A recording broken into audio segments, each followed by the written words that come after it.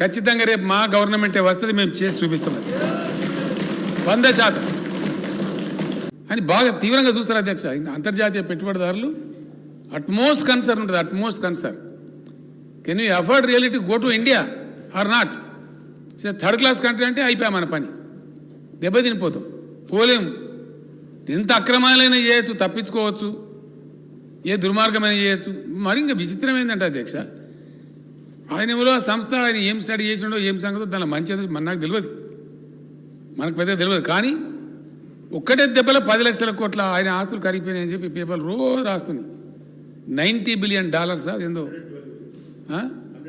అచ్చా latest figure, ఇంకా రోజు పెడుతుంది పాపం. $112 బిలియన్ కరిగిపోయింది, ఎక్కడిదక్కడ అయిపోయింది. ఇప్పుడు ఆ సంస్థ ఉంటుందా, ఆయన మునుగడా? మరి అందులో ఆయన పెట్టిన కంపెనీలు ఎన్నో కంపెనీలు ఉన్నాయట. అందులో మన దగ్గర కూడా పెడతాను వచ్చింది, మనం బతికిపోయినాం. రాని మన సార్ రాలేదు, ఇక్కడ కూడా పెడతాను వస్తే మన దొరకలేదు జాగా. అయితే విషయం ఏంటంటే ఆ కంపెనీలలో మన ఇండియన్ బ్యాంకులు కూడా చాలా బ్యాంకులు పెట్టుబడులు పెట్టినాయి. ఎల్ఐసి పెట్టుబడి పెట్టింది. ఎల్ఐసి అంటే 25 కోట్ల డిపాజిటర్స్ ఉన్నారు అధ్యక్ష. 25 కోట్ల మంది, ఒకరిద్దరు కాదు. ప్రజలు బీమా కట్టిరు అక్కడ, వాళ్ళ డబ్బులు ఉన్నాయి. దాని ఏమైతే మరి మా షేర్లు ఉంటాయా, మా డబ్బులు ఉంటాయా, మునుగుతామా, సస్తమా? ఒక భయంకరమైనటువంటి ఒక ఉత్పాత స్థితి. ఈ స్థితిలో భారత ప్రభుత్వం ఏం చేస్తుంది, ఏం చేయబోతుంది అనేది ఎకానమిస్ట్ అనే పేపర్ వాడు రాసిండు. ఎదురు చూస్తుంది ప్రపంచం అంతా, దేశంలో వాళ్ళందరూ కూడా ఎదురు చూస్తారు. ప్రధానమంత్రి గారు నోటి నుంచి ఆశిస్తే అధ్యక్ష, వారు ఒక్క మాట దాని గురించి మాట్లాడితే, కానీ ఆక్రోశం ఉంది ఆయన లోపల, ఇదంతా బయటపడే మా దోస్తుదని. అది చెప్పకుండా ఇండైరెక్ట్గా జబ్బ కొట్టుకుంటా నేను చూసిన అధ్యక్ష. ఏ కాదు మీ భారీ పడగా అనుకుంటా అసలు సంగతి పక్కకు పెట్టిండు, బీటింగ్ అరౌండ్ ద బుష్ లాగా. ఇక మీరు కాంగ్రెస్ ఇందిరాగాంధీ చచ్చిపోయి 40 ఏళ్ళకి వచ్చి అధ్యక్ష. ఆయన ఎప్పుడు చనిపోయినారు ఏం కథ? 84లో కదా అధ్యక్ష. దగ్గర ఒకటి తక్కువ 40 ఏళ్ళకి వచ్చి. నెహ్రూ గారు పాపం ఆయన స్వతంత్రం తెచ్చి జైల్లో పడి మనవాడి నాశనం అయిపోయి ఆయన చచ్చిపోయి 60 ఏళ్ళు దాటిపోయి. గావాల మీద 60 ఏళ్ళ కింద ఒక ఆయన చచ్చిపోయింది, ఇంకో 40 ఏళ్ళ కింద చచ్చిపోతే వాళ్ళ పేరు తీసుకొని ఆమె ఇన్ని గవర్నమెంట్లు కూలగొట్టింది, అన్ని గవర్నమెంట్లు కూలగొట్టింది అని ఈయన ఎప్పుడు ఆయన లేచి, రాహుల్ గాంధీ గారు లేచి నువ్వు తక్కువ కూలగొట్టావు, నువ్వు కూలగొట్టావు ఆయన ఎప్పుడు అంటే, ఇక చోటాబాయి సుబానల్లా బడేబాయి మాషాల్లా అన్నాడు. నువ్వు కూలగొట్టామంటే నువ్వు కూలగొట్టు. అసలు అదాని ఎటుపోయిండు, కథ ఎటుపోయింది, దేశం ఏంది, దేశం ఎక్కడ పోతుంది? ఇది మన దేశంలో జరుగుతున్న చర్చ. ఇది జరగాల్సిందేనా? 75 సంవత్సరాల పరిపక్వ దశలో, ప్రజాస్వామ్యం పరిపక్వం చెందిన ఈ దశలో ఇదేనా జరగాల్సిన చర్చ? ఇలా జపాన్లో ఏం జరుగుతుంది, కొరియాలో ఏం జరుగుతుంది, సింగపూర్లో ఏం జరుగుతుంది, మన పక్కన చైనాలో ఏం జరుగుతుంది, ఎటువంటి అద్భుతాలు ఆవిష్కరించబడుతున్నాయి, ప్రజలు ఎట్లా పోతున్నారు? నిన్నగాక మొన్న కదా అధ్యక్ష, చైనాని దాటేసినాం మనం. చైనాని దాటేసి ప్రపంచంలో అత్యధిక జనాభా గల దేశం భారతదేశమే. Today the largest populous country in the globe is India. We have crossed China recently. ఇంత పెద్ద జనాభాను పెట్టుకుని వాళ్ళ జీవితాలతో పరాస్కాలు ఆడుకుంటూ మనం ఈ విధంగా చాలా దారుణంగా ప్రజలను ఓడగొట్టడం అనేది ఏ పరిస్థితిలో కూడా దయచేసి కరెక్ట్ కాదు. ఇది మంచిది కాదు, భవిష్యత్తు కూడా మంచిది కాదు. మరి దీనికి అంతమేందో ఎట్లా పోతుందో.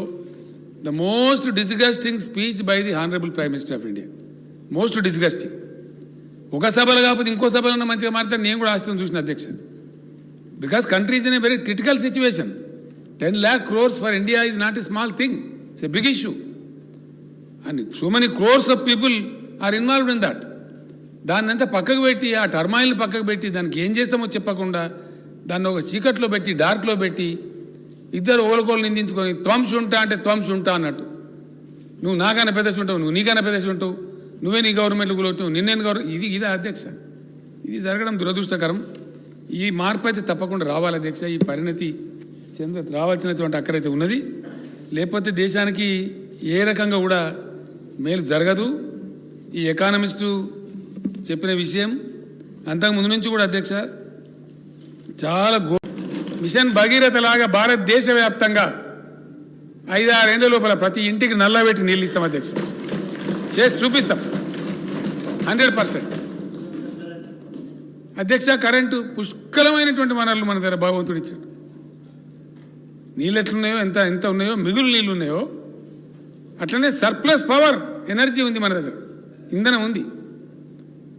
Indian coal reserves are 361 billion tons. 361 billion టన్నుల కోల్ రిజర్వ్స్ ఉన్నాయి అధ్యక్ష. ఇది గవర్నమెంట్ ఆఫ్ ఇండియా లెక్కన, నా లెక్క కాదు.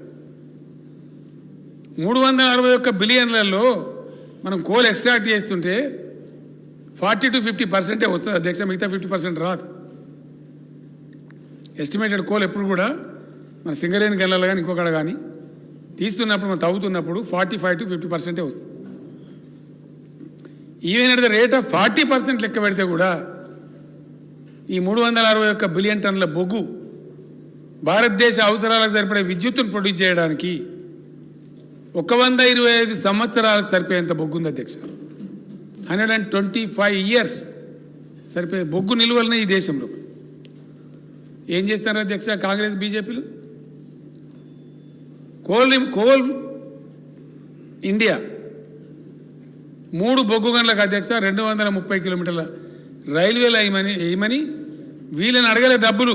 కోల్ ఇండియా డబ్బులు డిపాయిడ్ చేసింది. అద్భుతమైన క్వాలిటీ బొగ్గు ఉన్నటువంటి ఛత్తీస్గఢ్, ఒరిస్సా, జార్ఖండ్ 3 రాష్ట్రాలలో ఒకసారి 50 కిలోమీటర్లు, ఒకసారి 120 కిలోమీటర్లు, ఒకసారి 80 కిలోమీటర్లు.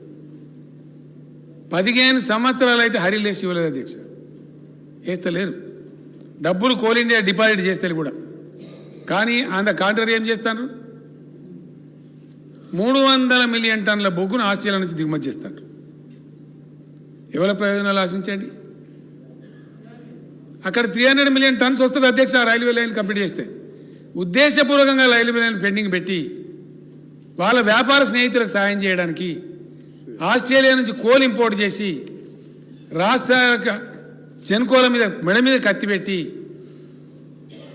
3,500 3,800 టన్ను బొగ్గును 30,000 కొనండి టన్ను అని చెప్పి కత్తి పెట్టి, లేకపోతే మీకు ఫైన్లు వేస్తామని బెదిరించి వ్యవహారం చేస్తున్నది మోడీ గారి ప్రభుత్వం కాదా? ఇది ప్రజాస్వామ్యమా? ఇది రీజనబులా? నిన్నగాక మన పంజాబ్ ముఖ్యమంత్రి గారు చెప్తుండే అధ్యక్ష, ఆయనకు బెంగాల్ బొగ్గాలాట అయితే రైల్లో తీసుకురావచ్చు చీప్ కాస్ట్లో సీదావాళ్ళ పంజాబ్కు.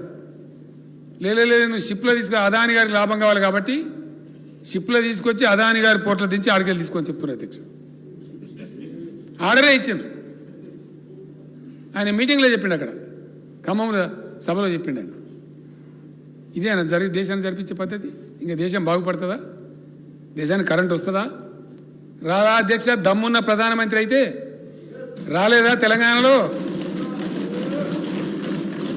రాలేదా అధ్యక్ష? ఏముండే అధ్యక్ష తెలంగాణలో? మనం అందరం ఏడవలేదా 30-35 ఏళ్ళు? ఎప్పుడు వస్తుందో భగవంతుని కెరక, ఎప్పుడు పోతుందో భగవంతుని కెరక. మంచిగా వర్ధిల్లుతుండే ఇన్వర్టర్లు, కన్వర్టర్లు, జనరేటర్లు, స్టెబిలైజర్లు. ఆ దుకాణం మాయమైపోయినాయి ఇప్పుడు. దానిలో కూడా కోడిగుడ్డు మీద ఈకలు వీకినట్టు సిగ్గు లేకుండా మొన్నోడు అక్కడ ధర్నా చేసిండు అధ్యక్ష, మాకు 24 గంటల కరెంట్ ఇవ్వాలి.